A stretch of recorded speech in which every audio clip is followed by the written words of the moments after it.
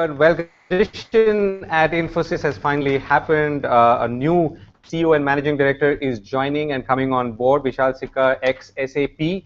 The big question we are asking is, has by doing this, Infosys finally atoned for its sins? And what are the sins? Well, we'll come to that in a moment. Ayaz, Memon, my co-anchor, is here. Joining us, Shriram Subramanian of Ingovern, Harish Bijoor, Pashupati Advani, hedge fund advisor. We're all going to come to you in a moment. Ayaz, where do we begin? This most interesting subject. Most interesting, and well, it's already sent ripples across the business world, so to speak. My fundamental question is: was Narayan Murthy's comeback into the Infosys scheme of things essentially to find a successor or a CEO, or it's something that has happened and he doesn't find space for him to remain? Okay. So what's really the case? Or maybe somebody here can enlighten us. Right. Okay. Shriram, let me begin with you first. For the last 6 months to a year, Infosys has been on the receiving end of much criticism, and it's precisely for this reason. There was a feeling that the company was not necessarily keeping to the best standards of corporate governance. Narayan Murthy's son was seen to be playing a vital role. All of this was seen to have triggered almost 10 senior level exits, and there was a lot of concern. And now, of course, with one shot, with Narayan Murthy and his son exiting, Chris Gopalakrishnan stepping aside, at least from an active management role, and of course Vishal Sikka coming in, all this seems to have been resolved. How are you reading it from your perspective? Definitely, it's a big boost for Infosys, and the concerns that were there over the last 1 year. The concerns from a corporate governance perspective: one, Mr. Narayan Murthy himself coming back to the company in an executive role, sort of effectively demoted Mr. Shibulal. So what was Mr. Shibulal doing there?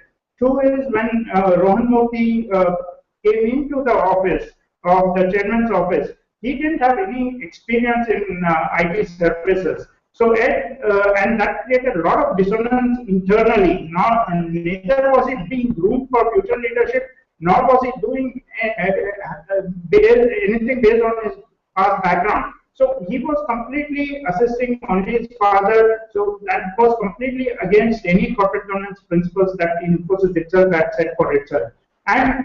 But today's scenario sort of wipes out all of it. And the best thing that I noticed, and I had commented last week also in Times of India, is that the promoters should let go. This is the opportunity for them to let go. It would be a bold move, but yet, because Infosys is already at the receiving end, this may be the opportune moment, and they have done it.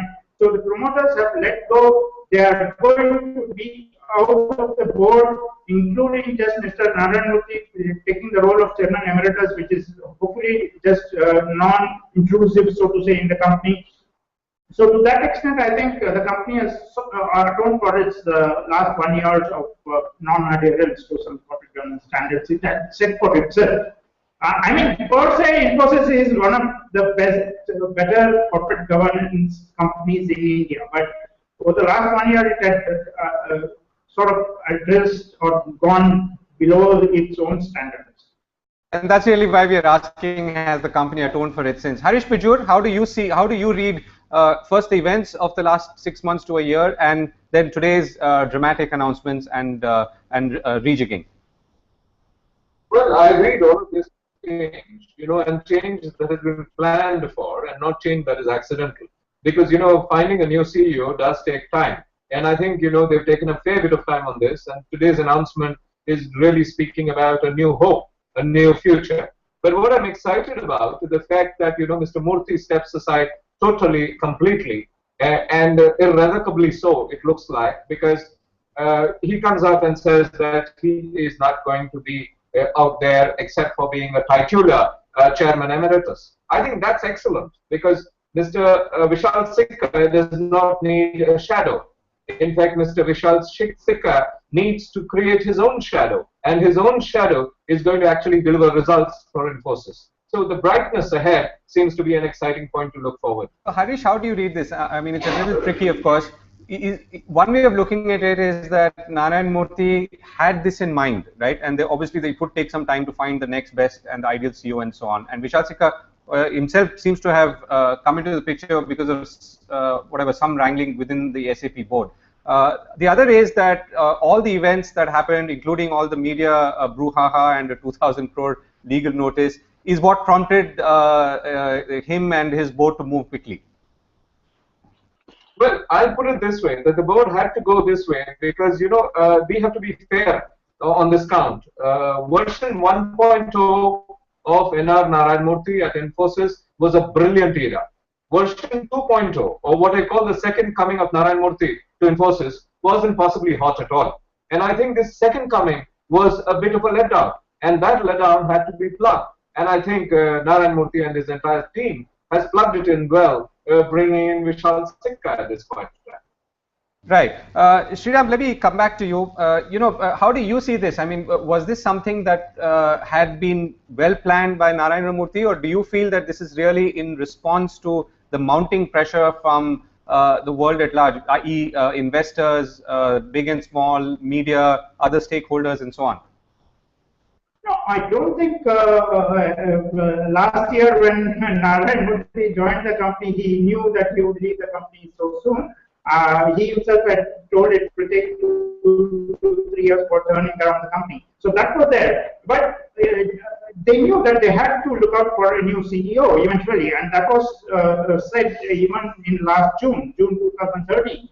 And it just happened to be that this was an opportune moment. There was a lot of pressure, of course, by investors and other stakeholders. And the spate of senior executives leaving, of course, pulled the morale down within the company. And the Narayan Murthy's second stint wasn't as impactful as the first stint, of course. And so they have to do something dramatic. And bringing in Vishal Sikka is a brilliant move. And the promoters exiting the company completely is sort of, I think, a marquee thing in India. Where, it's a game changer in the Indian corporate governance world, because I don't think there are many companies in Indian corporate history where the promoters have really taken stepped out from being running the company to being just owners. And we'll touch that point again in a moment, Shriram and Ayaz. Yeah, I have a question, which is that has there been substantial collateral damage because 10 people, 10 senior people have exited. So could that have been avoided at all? They've gone through this whole. Right. It's been a crisis, and then the new kind of order has emerged. Right. Pashupati Advani has joined us. Let's see if he's visible and audible. Pashupati, if you can hear me, that's the question. So, could this damage have been avoided? Well, I think you were talking about Infosys 1.0 and 2.0. One of the things is that in 2.0, you no longer have the chance to buy the stock at 70 rupees. It's now at 3,000 rupees. And, for a CEO, having not got cheap stock and he's looking at trying to create a valuation, it looks like a much tougher proposition. And I think we're having the same issues in Microsoft as well. Satya Nadella has been around a long time. They probably couldn't attract an outsider. So I think you're having some of the issues where you actually have to pay somebody a lot of money or give them stock very cheap, and our laws are very unfriendly about those kinds of things. Right. Okay. So, there is a somewhat related question here. This is from Abhimanyu. He says, if computerization, consumerization of IT is here to stay, see how quickly BlackBerry died, then the current IT services biz model is doomed. Will the new CEO make any difference? Do you want to try that, Pashupati? Well, obviously the new CEO brings a fresh perspective and sort of wipes the slate clean. He's come from SAP, and they've obviously got domain experience. So he should be able to bring some incremental new business and maybe a new theme. And I think that that's probably what Infosys needs at this point in the game. Harish Bijoor, how do you see that? Finally, the fact is that all of these changes in Infosys have to be seen against the backdrop of what's happening fundamentally in the IT. And is it, at a certain level, is it too late? I don't think it's too late. It's come. Infosys to read its entire plan, its model, and if you look at Vishal Sikka, he comes from a products and platforms kind of basis. And if you really look at the Infosys revenue, hardly about 5 to 6% of it comes from that part of the business. So I think, this is an opportune point of time when Vishal Sikka can actually plan for the future. The future is going to be quite amorphous, but I'm not in agreement to say that the end-to-end services business is doomed for failure, because there are higher value-added items which you can climb in the space, and Infosys possibly can make efforts to climb up there. So today, yeah, go ahead. This is Shriram. Today, you see, TCS talks of a global market share of 1.4% of the annual IT spend. Okay. Corporations worldwide are still using systems and applications which are 20, 30 years old. They are not going to junk it overnight. Okay, whether growth will come from those applications, no. But that is a bread and butter business, and those are stable revenues which are going to be there around for the next 10 years, if not more.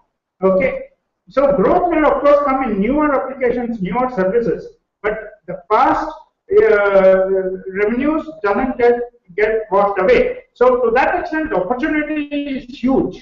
Okay, and two is there is scope for newer services, there is scope for newer markets. Of course, one doesn't need to dramatically look at changing anything. I mean, it's not that the company needs to dramatically change its services or anything. It just needs to get its sales force back in, go and attack the clients.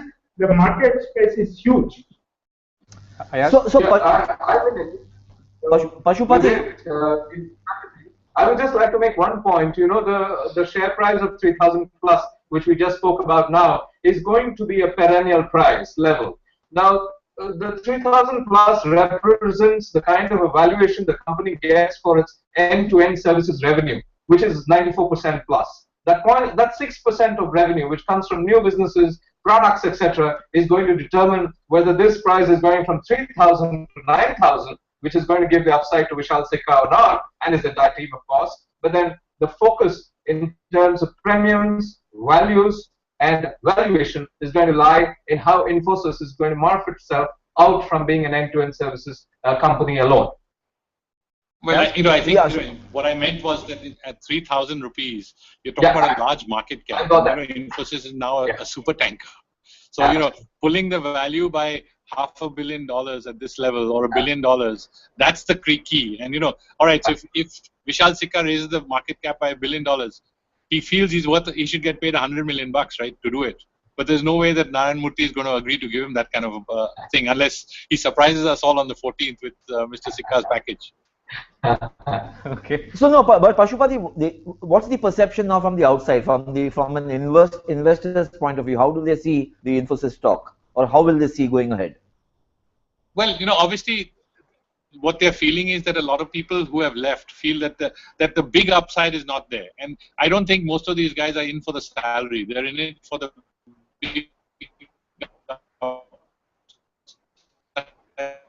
in the stock.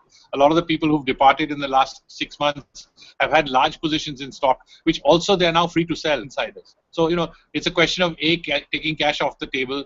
We always have this problem of people saying, enough is enough, and let's take my 200, 300, 500 crores. In the case of Nandan and Narayan Murthy, 4,000, 5,000 crores, and let's move somewhere else. So, I think there's a lot of that happening as well. And, the desire to. This is not a creation company. This is a company that's already, settled, it's listed in the New York Stock Exchange and everything. Yeah, but Pashupati, in the case of Narayan Murthy and Nandan Nilekani, both of them are still holding on to most of their stock, isn't it? Yeah, except Nandan has been selling for his campaign and also to do some social work, and I'm sure Narayan Murthy has also been doing a little bit of that. But I think that, that's why the other rumor that's going on in the market is that Nandan's coming back. So let's see if that happens. Okay. So what he would do, maybe get back on the board or something, because he hasn't sold his stock. Some of the others like Bala and all have. So here's another question that's come in, and Harish, let me put that to you. The bigger question is whether the resignation of the son, that's Rohan Murthy, is indicative of accepting it as a mistake in the first place. Harish? Well, I see it to be a package deal. The package deal that was put forth for Infosys at that point of time is in comes Mr. Narayan Murthy, accompanied by his son Rohan Murthy. So if Mr. Narayan Murthy is not there, then the package of Mr. Narayan Murthy and Mr. Rohan Murthy also goes up. So I look at it that way. I don't believe, I would look at it as a short tenure arrangement. I, of course, didn't imagine it would be just 1 year. I would imagine it would have been 3 years, but then it's happened faster for whatever reasons. That's exactly, I mean, which is what we were trying to understand earlier. So let's go to the other slightly larger question. And let me start with Pashupati here. You know, the sense that promoters don't give up when they should give up, right? And to be fair, Infosys, the promoters have finally given up everything completely, or so it appears.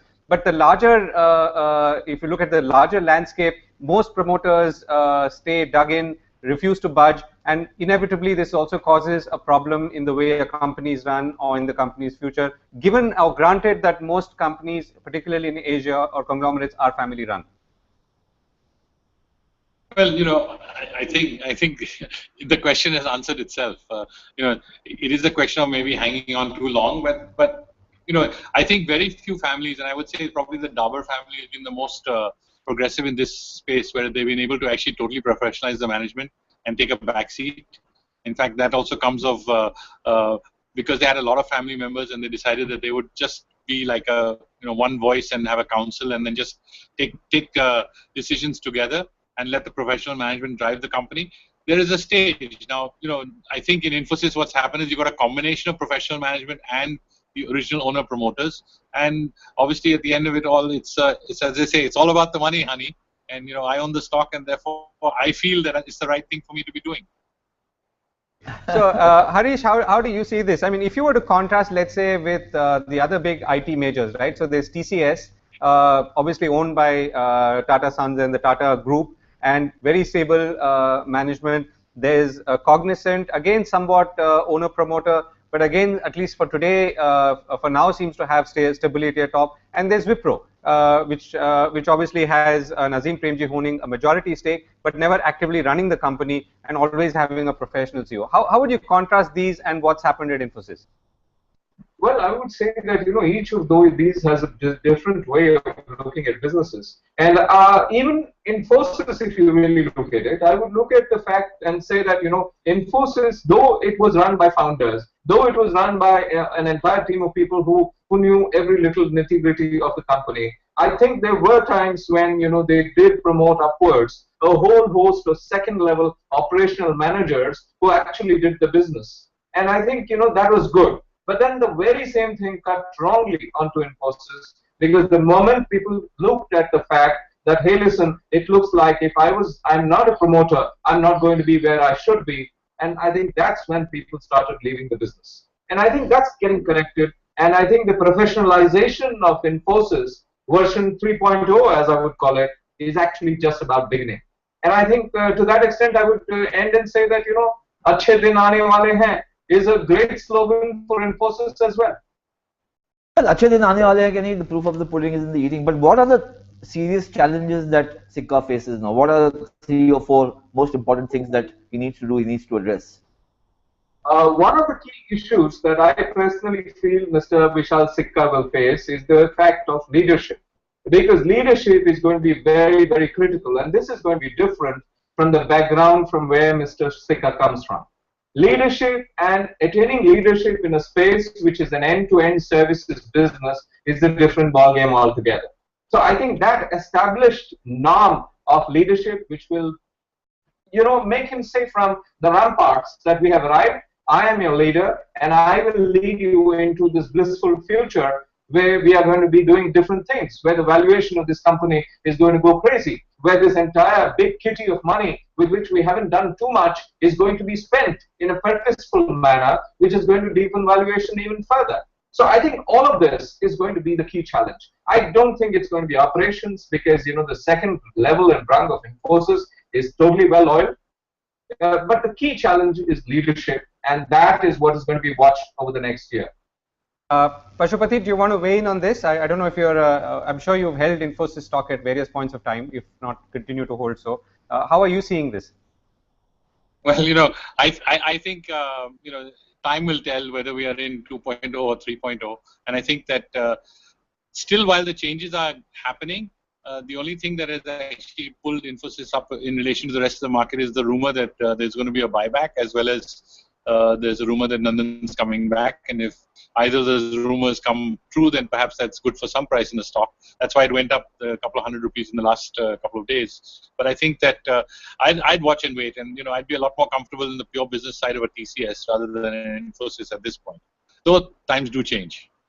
Shriram, Infosys was always it was seen as a benchmark in creating or setting corporate governance standards. Here onwards, will those corporate governance standards hold them in as good stead in the markets and with the larger stakeholder universe as it did in the past? Yeah, I guess so. At least now it is one notch higher than what it was just before the announcement. And two is coming back to the question of what are the challenges Vishal Sikka as a CEO will face. One is reconnecting with the clients. I think Infosys over the past couple of years lost the connect with many key clients. And two, it is no longer an employer of choice. Infosys used to hold a pedestal, used to be on a pedestal when it came to being an employer of choice for all the techies. Now that is no longer the case.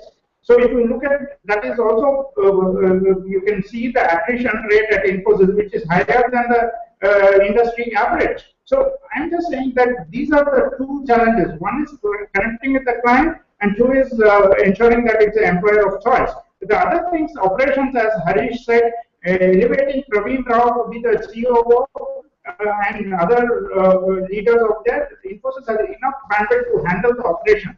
And they are very robust processes internally to handle it.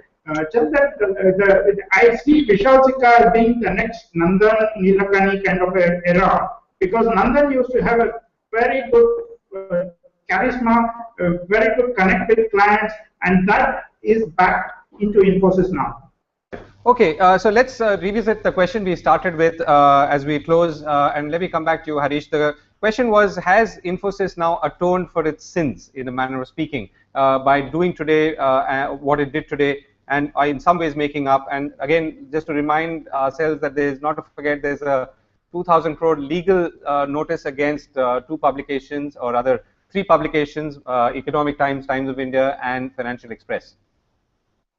Well, I would put it this way. Sins can be due to acts of omission or due to acts of commission. I don't think Infosys has any sin due to its act of commission. If at all there were sins due to acts of omission. And that act of omission is Infosys Next. Everybody has been waiting and watching to see where is that huge kitty going to get invested into. And one has not seen joy on that front. And I think that is an act of omission. And I think if you look at it that way, yes, I think there are corrections ahead. Shriram, your last word on this?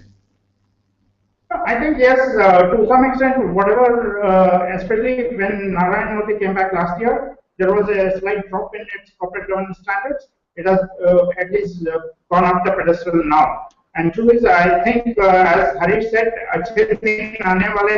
the fact that there is a more market-savvy CEO now and the promoters have let go is a very positive news. And I know the challenges are there, but the opportunity is huge. And Vishal and the team, I think, would be right enough and would be keen, sort of reinvigorating the company. Shriram, quick question here. Do you see this setting a trend in some ways? Do you see more companies saying that, oh, if Narayan Murthy can step back from his company and hand over in this manner, maybe it's time for us to do it as well, or is this a tree in the forest? No, I don't think there are any more companies that I can immediately say that would follow this trend. At least not in the listed space for sure. Unlisted, of course, there are enough examples, but this is just a one-off. Okay, Pashupati, last word there. We started by asking, like I said, has Infosys atoned for its sins of the last year? And how do you, what's your sort of concluding note on this? I think they are atoning for their sins. I also think that Mr. Vishal Sikka is an intelligent man and has come into this position with his eyes wide open. I certainly feel he's not doing it just for salary. So I guess he feels that there is growth in this, and growth assists in our index, and also it means growth for the markets as well. So that's good news. As somebody else mentioned, I think it was Harish, who said, "Achhe din aaye." So, And finally, how are you seeing IT as a whole, Pashupati? Is that you said that you prefer TCS, but how is the sector as a whole looking to you? see, the sector is basically not is a sort of less in favor because it is a defensive sector. But I think people are realizing that Indian IT is here to stay, and that the rupee is going to be stable around this 59-60 level. And therefore, these companies have got good business models and will continue to make the kind of earnings that they are making. And so they're continuing to hold them. They keep drifting into infrastructure and real estate and then coming back. So we're seeing a bit of shifting. But at the end of it all, these are good solid stocks to own in the long term. You've left us with a ponderable day, which is the rupee in itself. Thank you all, gentlemen, for joining us. Ayaz, Thank you. last word. No, I think you asked the question whether this is going to be a trendsetter of sorts in the industry. I agree that it's not. I think it's too much to read in one situation. But it's a good start. It's a good start, and Narayana set a good example. He set a very good example. Which people were always looking to him and towards him to do. Thank you very much, gentlemen, for joining us on the India Hangout. We're going to be back soon.